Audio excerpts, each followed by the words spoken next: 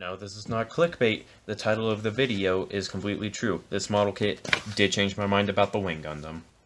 Hey everyone, Biscuit again, and in this video we're going to be taking a look at the real grade 1/144th scale Wing Gundam.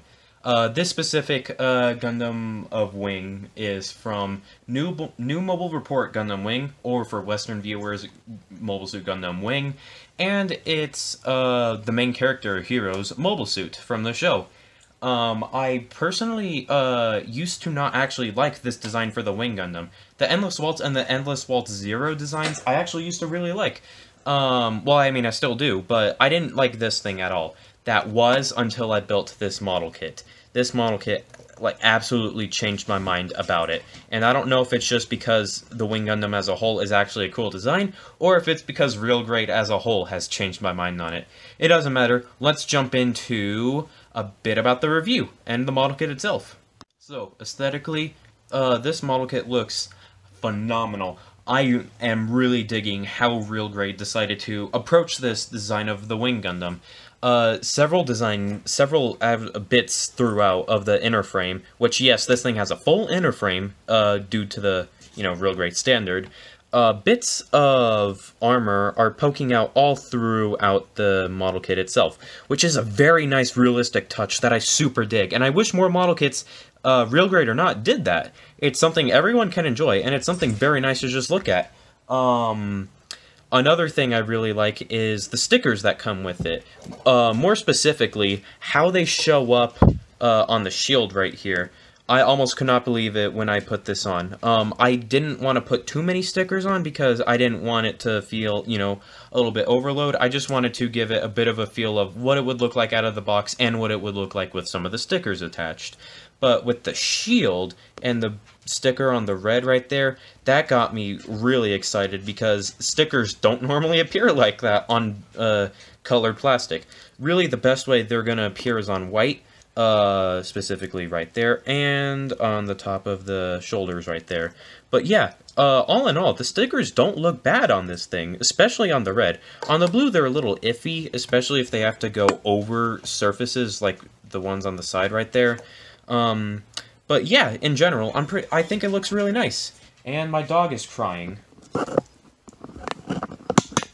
Bella, why are you crying? Why are you crying? You want to get out? Alright, I'll let you out. So, next up, let's talk about the accessories, starting with the hands. You get a pair of closed fists, whoops, some widespread open hands, like so. Whoop, it does not want to focus, there we go. Some widespread open hands, and 3 grabby hands. 2 of them are for the right side of the Gundam, and 1 of them is for the other. So, let's take a look at the gun that he comes with, which is very nice looking, and it even has a bit of clear plastic right there for the sensor. But you do get a decal in case you prefer that, which, I mean, why would you? It's color-separated plastic on the gun. That's not something you get even with real grades at times. Whoops, come on. Okay, what if we just removed you completely? There we go. That's somewhat... No, there we go. And, yeah, this bit can slide open, and you can remove each one of these little canister things. I have no clue what they're for, because I never watched Gundam Wing, and never intend to. I'm sorry. And, we can flip this down, and that'll allow the trigger finger hand right here to hold it. All you have to do is simply split the fingers, and you can slide it right on into there. And there we go. Just like that. It holds it completely fine, there's nothing wobbling about it, and it's easy to put in and out of the arms.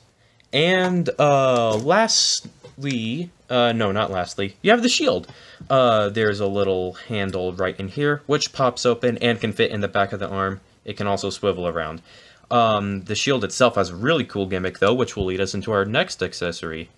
It can snap in, and the beam saber inside of there will raise up and down when you pull it out.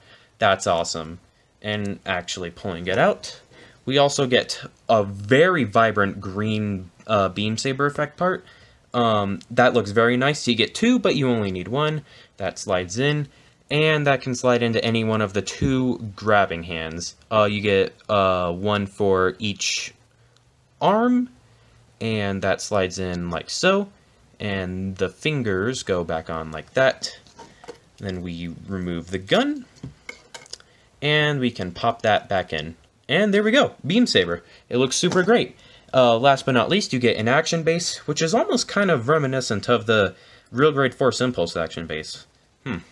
So we go between the legs right here, and that simply slides on like so. And there you go, now you can mount this thing on an action base. Articulation is next, I guess. And as always, we're going to be doing the articulation from the head down. So the head itself is on 2 ball joints, so it can look up that far, which, that's pretty good. And down, there we go, that far, which is also pretty good. Can go side to side ever so slightly. I'm trying to be careful because the V-fin here is very fragile. If you can catch it, I had to cement that part because I almost broke it off. And it can turn around all the way, though be careful because the chin right there can get caught on some stuff. And again, V-fin, very fragile. What is it? Let's take off the backpack really quickly, just so it's out of the way. There we go. This bit on the chest right here is on a, I don't know what you would call that, but it's on that, a little clip joint, so this bit of the chest can move ever so slightly, can also pull out slightly, and yeah, there we go. So the joint itself is actually supposed to have it go forwards and backwards, which is really nice. That'll give you a lot more range. Might look a little weird from the back, but don't worry about that. And the shoulder can move up and down. The arm can move out about that far in total. It'll have a full swivel up top. These parts can, whoops, bend down, so it can get out of the way of the... Let's get this back on. Come on. There we go. So it can get out of the way of the less than stellar elbow bend. It's more than 90 degrees, which is good, but I definitely have come to expect more from a real grade, so that is a little bit disappointing, but it's not the end of the world. The waist is on a ball joint, so it can swivel all the way around, and it can move back that far and forward that far for a crunch. And moving on to the waist. These side skirts are on joints that can move in and out. However, they're very loose and barely stay on. It's only when the chest itself is on that these actually stay on. These are on ball joints, so they can go up, and even the back skirt is, and it'll come off. It doesn't go out all that much, which is a little disappointing, but it goes out just enough. So the legs themselves will move up that far. Actually, hold up. You have a pull-out joint right here. There we go, which will drop down the legs, and that'll have them go that far up and that far out, which is, it's a little lackluster for a back skirt, but it's the best you're going to get out of it. You have a full swivel up here. Whoops, it will get a little bit blocked by the armor, but if you pull it out, you should be fine. Put that back on. These little vent parts always fall out, so unless you're going to be taking the armor on enough, I would recommend gluing those. You have a double jointed, whoops. You have a double jointed bend, which gets you about that much because it's blocked by that, but you can't access the transformation. And yes, I said transformation. You can access that joint, and that'll give you a bit of a deeper bend. And the foot is on a peg, which will allow it to rotate all the way around and off. And it's even got a ball joint and a pivot within the leg, which will give you a pretty nice pivot. This thing is also on a ball joint, and the toe can move down and up. So yeah, all in all, articulation. Oh wait, I almost forgot. We're not done. We still have the backpack. So the backpack itself can actually, let's put it back on really quickly. The backpack itself has a lot of joints. First of all, you can pull the wings down like that, but that's more for the transformation. Let's get that back up, and that part fell out. These little thrusters right here can move up and down, and the wings themselves actually have quite a bit of movement. So this part can move all the way up and back, so you can get a pose like that, or alternatively, all of these individual sections can flare out. It might take a moment because there are so many of them and they all get caught together, which is real annoying to have to, you know, undo. But let's see if I can get this here. There are several joints that you just need to open up and expose so that way you can actually get the full immersion of the wings being spread out. And also, this is based off of the TV version of the Wing Gundam, and I don't think anything like this ever happened. Yep, there we go. There's the wing fully spread out, which is huge. Which is actually, it's also really cool.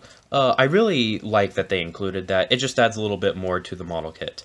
But if you guys know the TV version of Wing, you know that we're not done here. We still have a whole transformation to do.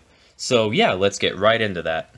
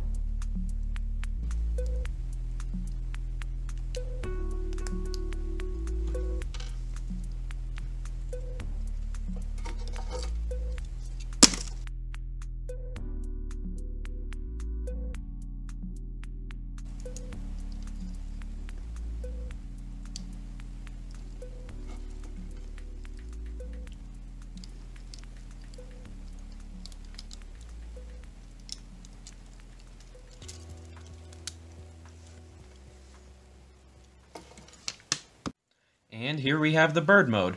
Not much to say about it other than the fact that it kind of just put the shield and gun on its back and called it a day from there. Yeah, again, not much to say about this. It's cool that they managed to engineer it, and you could see the compromises that they had to make for the articulation for this to happen. I almost would have rather them sacrifice this over the articulation, but hey, I think it's fine. So yeah, that's going to be it for the review. I hope you guys enjoyed, and yeah, stay tuned for the next one. I'll see you guys then. Bye.